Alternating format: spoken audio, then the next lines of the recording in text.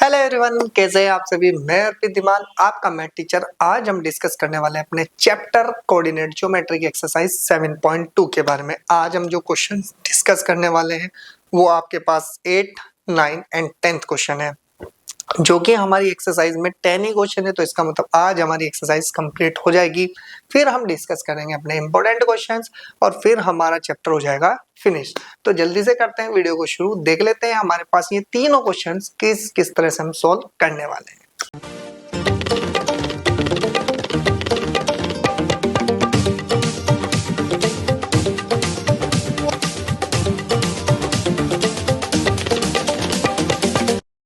तो चलिए वीडियो को करते हैं शुरू। देखते हैं हमारे पास आज कौन कौन से क्वेश्चंस हम डिस्कस करने वाले हैं। सबसे पहले हम बात करते हैं 8th क्वेश्चन की। If A and B are, हमारे पास ए और बी दोनों पॉइंट यहाँ पर दिए गए हैं respectively. Find the coordinates of P such that AP equals to में 3/7 multiply by AB and P lie on the line segment AB। तो सबसे पहले अगर मैं बात करूं तो मेरे पास एक अगर मैं फिगर बनाऊं इसकी, तो किस तरह से भाई डायग्राम बना सकते हैं आप। आपके पास ए पॉइंट ये रहा, जिसको आपने ए पॉइंट बोला है। ए पॉइंट के कोऑर्डिनेट है -2, -2। और मेरे पास ये बी पॉइंट आपको दिया गया है, कितना है 2, -4। अब उसने कहा है कि मेरे पास एक पी पॉइंट है जो इन दोनों के बीच में लाई कर रहा है। ये वो पी पॉइंट है जिसको मैंने x, y मान लिया है, जिसको आपको फाइंड करना है। लेकिन उसने एक कंडीशन दी। अब कंडीशन दी तो हम यहाँ से लिखेंगे कि सॉल्यूशन में कि वी हैव कि AP इक्वल्स टू में 3/7 AB। क्लियर हुई बात। अगर मेरे पास AP इक्वल्स टू में 3/7 AB है तो क्या मैं 7 की मल्टीप्लाई इधर कराऊं तो क्या मेरे पास ये मिल जाएगा 7AP इक्वल्स टू में 3AB। क्लियर हो गई बात। देखो सिंपल सा तरीका समझना है, घबराना नहीं है, ठीक है। अब आप ध्यान से सुनो। अगर A से लेके B तक की डिस्टेंस की बात करें तो AP प्लस के कितना हो जाएगा आपके पास, BP हो जाएगा। क्या मैं यहाँ पर ये पुट कर सकता हूँ कि 7AB इक्वल्स टू में कितना हो जाएगा भाई आपके पास 3 इंटू AP प्लस के BP। क्योंकि आपको पता है कि AP की लेंथ AP प्लस BP है, तो अगर अंदर मल्टीप्लाई कराएंगे तो ये बन जाएगा 7AP इक्वल्स टू में बन जाएगा 3AP प्लस के 3BP। क्लियर हुई बात। इधर माइनस करेंगे तो ये क्या मिल जाएगा भाई मुझको, 7 में से 3 चले गए तो ये बन जाएगा 4AP और इक्वल्स टू में 3BP। क्लियर हुई बात। अब अगर मैं डिवाइड करता हूं तो ये क्या मिल जाएगा आपके पास कि AP अपॉन में BP इक्वल्स टू कितना मिल जाएगा, AP अपॉन में BP 3/4। तो इसका मतलब मेरे पास रेशियो तो यहाँ से बिल्कुल कंफर्म हुए ना। AP कितना है भाई आपके पास 3 है और BP कितना है मेरे पास 4 है। ये मेरे पास पूरी की पूरी इंफॉर्मेशन यहाँ से हमने क्या की, जनरेट की। अगर ये मेरे पास इंफॉर्मेशन इतनी आई है तो मैं आगे अपने क्वेश्चन को सॉल्व करूंगा। तो कैसे करूंगा, ध्यान से सुनो। मेरा काम रेशो निकालना था, रेशो निकल गए। अब उसने सिर्फ मुझे कहा कि पी पॉइंट बताओ, और पी पॉइंट बताने के लिए तो हमें पता है कि वी नो डेट अगर मैं इस पी पॉइंट के एक्स पॉइंट को निकालता हूं तो एक्स पॉइंट कितना है जी मेरे पास। आप ध्यान से देखो कि अगर मैं थोड़ा सा पहले इसके बारे में यहाँ पे लिख देता हूँ भाई, कितना भाई आपके पास कि अगर मेरे पास ये आया तो मैं यहाँ से क्या लिख सकता हूँ कि लेट ए पॉइंट मैंने मान लिया x1 y1, जो कि मेरे पास कितना है जी, मेरे पास -2, -2। एंड मेरे पास बी पॉइंट जो है वो x2, y2 है और x2, y2 कितना है आपके पास 2, -4। और रेशो मेरे पास कितना आ गया आपके पास, क्योंकि मुझे किसकी बात करी गई थी भैया आपके पास, रेशो की। तो रेशो कितना है हमारे पास, रेशो को किससे डिनोट करते हैं भैया, हम किससे करते हैं कि m ratio n equals to में आ गया मेरे पास 3/4। ये हमें यहाँ से इंफॉर्मेशन पूरी जनरेट करी हमने, कहाँ से, इस दिए हुए हमारे रिलेशन से।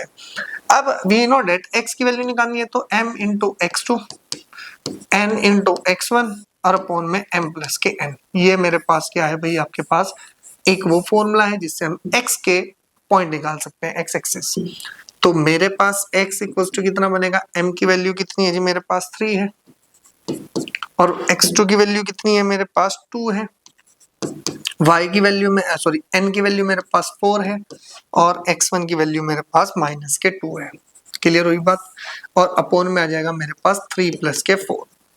अब x इक्वल्स टू कितना मिलेगा 6 - के 8 अपोन में कितना बन गया मेरे पास 7।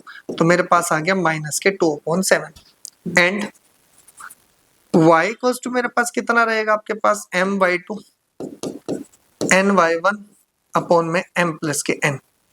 अगर मेरे पास ये सब कुछ मेरे पास मिलने वाला है तो मैं यहाँ से क्या लिख सकता हूँ y इक्वल्स टू यानी कि y की वैल्यू लाने के लिए m की वैल्यू 3 y2 की वैल्यू मेरे पास -4 प्लस के n की वैल्यू 4 और y1 की वैल्यू मेरे पास -2 और अपोन में कितना आ जाएगा मेरे पास 3 + के 4।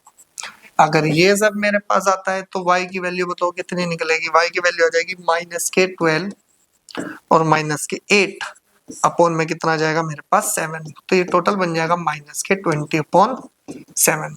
तो अब हमारे पास अगर मैं यहाँ से कोऑर्डिनेट की बात करता हूँ कि P पॉइंट क्या मिलेगा कि यहाँ से लिखेंगे कि therefore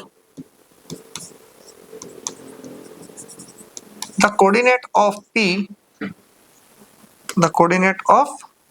P is कितना मिलेगा आपके पास। ये मिल जाएगा कितना मेरे पास मिलेगा -2/7 -20/7।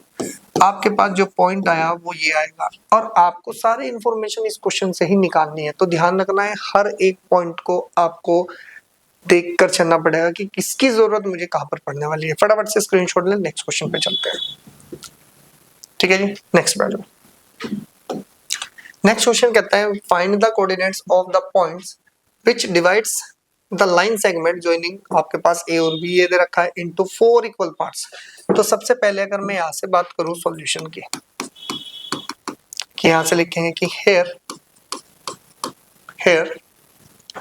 मेरे पास ए को क्या मान लो आप थोड़ी देर के लिए। हेयर ए पॉइंट मेरे पास कितना दिया है भाई आपको, ये दिया है -2,2 ठीक है। एंड बी पॉइंट मेरे पास कितना दिया है आपको कि 2,8। अब ध्यान से सुनो, उसने क्वेश्चन में खुद अपने आप बोल दिया कि भाई मेरे पास एक ये पॉइंट है जी। ठीक है, ए पॉइंट क्या लिखा भाई उसने, ए पॉइंट कितना है जी -2,2 और बी पॉइंट कितना है जी मेरे पास 2,8। ठीक है, उसने कहा कि 4 इक्वल पार्ट है। तो 4 इक्वल पार्ट करने के लिए आपको 1 2 3 यहाँ पे लिखो 1 2 और 3। ये हो गए मेरे पास 4 इक्वल पार्ट्स। इसको मान लो P Q और R। ठीक है, अब हमें P Q R बताने हैं। अगर 4 इक्वल पार्ट्स है तो इसका मतलब Q तो mid point of A B हो गया और P पॉइंट हो जाएगा ए क्यू का मिड पॉइंट और यहाँ पे हो जाएगा क्यू बी का मिड पॉइंट आर। तो इसका मतलब मेरे पास सिंपल काम चलने लगा क्या कि इक्वल पार्ट्स हैं तो इसका मतलब सब मिड पॉइंट एक दूसरे के बनेंगे। पहले क्यू निकाल लो, फिर पी निकाल लो, फिर आर निकाल लो। कैसे निकाल लेंगे, अब हम यहाँ से लिखेंगे कि we know date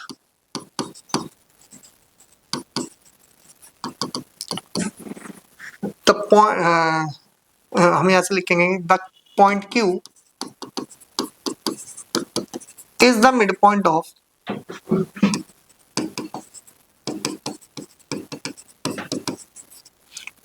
of A B. ठीक है, is the mid point of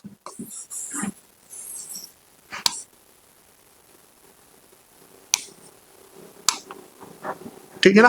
हम यहां से क्या लिखेंगे, is the mid point of A B. ये लो जी, ए बी के मिड पॉइंट होंगे। तो फिर यहां से लिखेंगे कि देयरफॉर मेरे पास जो क्यू पॉइंट आएगा, क्यू पॉइंट कितना आएगा भाई आपके पास बताओ, इसका मिड पॉइंट है तो कितना लिखेंगे -2 + के 2/2 कॉमा 2 + के 8/2। तो कितना निकल के आएगा भाई मेरे पास, ये निकल जाएगा 0,5। तो पहला पॉइंट मेरे पास निकल के आया कितना भाई 2,2 आपके पास। ठीक है, तो कितना आ गया 0,5। अब हमें क्या निकालना है कि एंड मेरे पास हम यहां से लिखेंगे कि द पॉइंट क्यू बताओ कितना है मेरे पास 0,5 आ गया। अब ध्यान से देखो ए और क्यू का मिड पॉइंट कौन है भाई आपके पास पी है, क्योंकि इक्वल पार्ट है तो ये तो मिडिल में बैठा है तो इसका मतलब मिड पॉइंट है, तो हम यहाँ से बोल देंगे कि the point P is the mid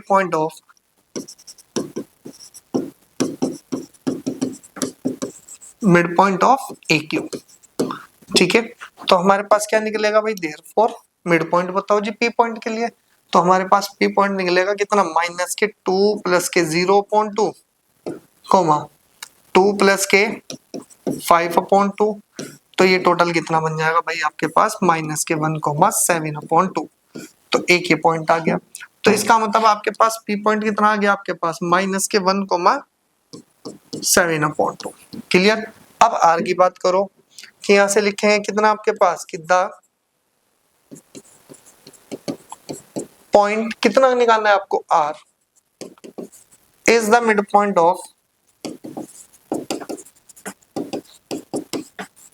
point of किसका बनेगा भैया आपके पास, क्यूबी का। क्यूबी का क्या है भाई आपके पास, मिड पॉइंट है, और मिड पॉइंट है तो हम कितना बोल सकते हैं भाई इसको, मिड पॉइंट बताओ कितना मिलेगा, 0 प्लस के 2/2 और 5 प्लस के 8/2, तो 2 से 2 कट गए, कितना बन गया 1, और ये बन गया 13/2। तो मेरे पास जो 4 पॉइंट्स है, यानी कि जो पॉइंट्स आए वो कितना है अभी मेरे पास 1 कोमा कितना बन गया मेरे पास 2 बना। तो मैं यहां से लिखूंगा कि द पॉइंट्स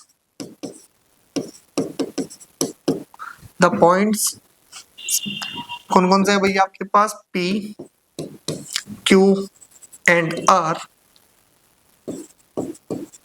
R कितना बनेगा, -1,7/2 कितना 0,5 एंड 1,13/2।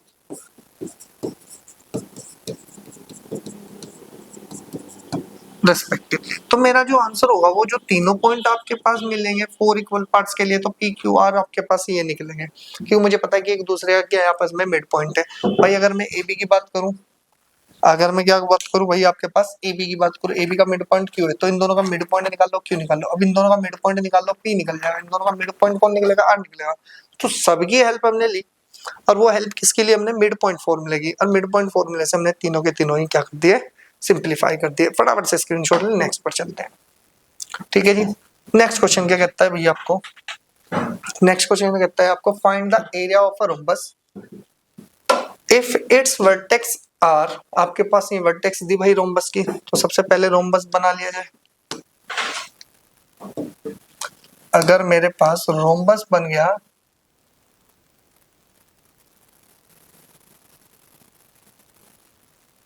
ठीक है, ये मेरे पास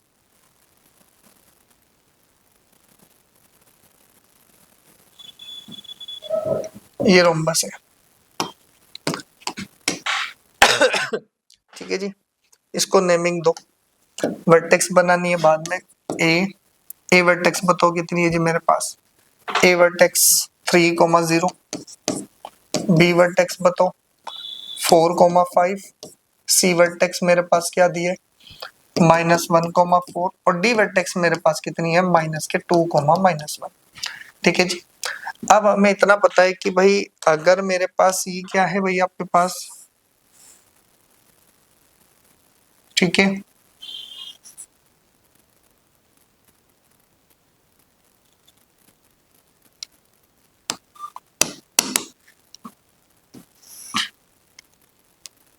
ठीक है जी, आपके पास अगर मैं बात करूं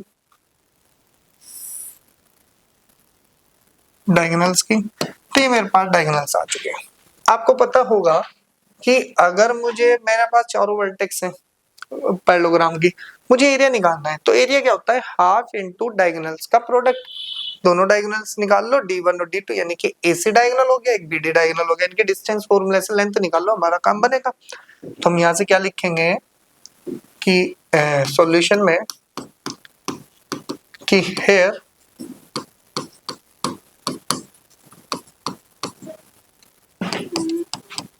वर्टिसेस ऑफ रोम्बस, क्या दे रखा है भैया आपको, रोम्बस ए वर्टेक्स कितनी दी है 3,0, बी वर्टेक्स मेरे पास कितनी है 4,5 और सी वर्टेक्स मेरे पास है -1,4 एंड डी वर्टेक्स मेरे पास कितनी है जी -2,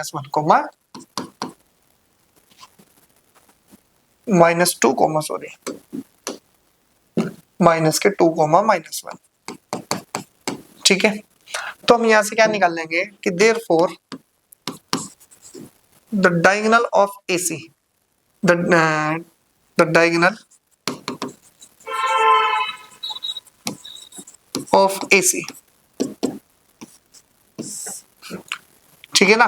डायगोनल AC कितना मिलेगा भाई आपके पास, AC ये रहा तो कितना हो जाएगा 3 माइनस माइनस प्लस 1 का होल स्क्वायर प्लस 0 माइनस के 4 का होल स्क्वायर, टोटल बन जाएगा 3, ये बन गया 4 16 और प्लस के 16, तो टोटल कितना निकल जाएगा आपके पास 4√2 यूनिट्स। ठीक है, अगर 4√2 यूनिट्स ये हुआ एंड द डायगोनल ऑफ कितना भैया आपके पास BD इक्वल्स टू कितना बनेगा आपके पास, ये राजी 4 माइनस माइनस प्लस 2 प्लस के 5 माइनस माइनस प्लस 1 और टोटल बन जाएगा आपके पास कितना अंडर रूट में 36 प्लस के 36 और ये कितना आ जाएगा 36 कॉमन आ जाएगा तो 6√2 यूनिट्स। क्लियर हुई बात। अब मुझे यहां से निकालना है, हम यहां से लिखेंगे कि V नॉट एट कि area of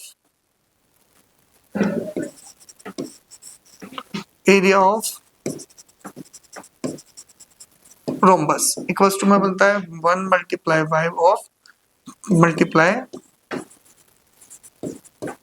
product of diagonals. अब हमारे पास क्या होता है भैया आपके पास, अगर मैं डायगोनल्स की मल्टीप्लाई करता हूं तो ये बन जाएगा 1/2 प्रोडक्ट ऑफ डायगोनल्स। डायगोनल्स कितना है 4√2 और 6√2। आपको पता है √2 कितना बन जाएगा 2 और ये 2 इससे कैंसिल, टोटल बन जाएगा आपके पास 6 4 24 स्क्वायर यूनिट्स। कितना है भाई मेरे पास एरिया ऑफ रोम्बस कितना मिलेगा मुझको, कितना मिल जाएगा मुझको 24 स्क्वायर यूनिट्स। करना कैसे है, बस आपका सिंपल वही वे रखना है कि भाई डायगोनल AC कितना है मेरे पास 4√2 डायगोनल BD मेरे पास कितना है 6√2 यूनिट्स। अब उसने कहा कि प्रोडक्ट बतानी है मुझे किसकी, डायगोनल्स की बतानी है, तो डायगोनल्स की प्रोडक्ट क्या हो जाएगी,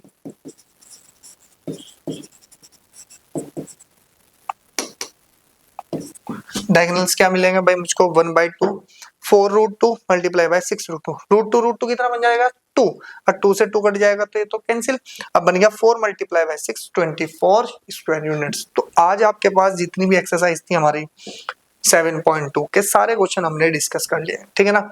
अब हमारे पास क्या रहेंगे, इंपॉर्टेंट क्वेश्चन रहेंगे जिसमें आपको बहुत ही हेल्प मिलने वाली है बोर्ड से रिलेटेड, ठीक है ना। तो आप एनसीईआरटी कवर कर लो फटाफट से, फिर चलेंगे हम अपने इंपॉर्टेंट क्वेश्चन पर जो कि बहुत हेल्प करने वाले हैं आपके बोर्ड में। तो ये जो चैप्टर है ये फुल नंबर्स का चैप्टर है, आपको बोर्ड में इसमें से 100 नंबर लेके आना है, तो वो सारे क्वेश्चन आपको इंपॉर्टेंट क्वेश्चन में मिलने भी वाले हैं, ठीक है। मिलेंगे नेक्स्ट वीडियो में, तब तक चैनल को सब्सक्राइब कर दो, वीडियो को लाइक कर दो, अपने फ्रेंड्स के साथ वीडियो को जरूर शेयर करना। मिलेंगे नेक्स्ट वीडियो में, ओके स्टूडेंट्स।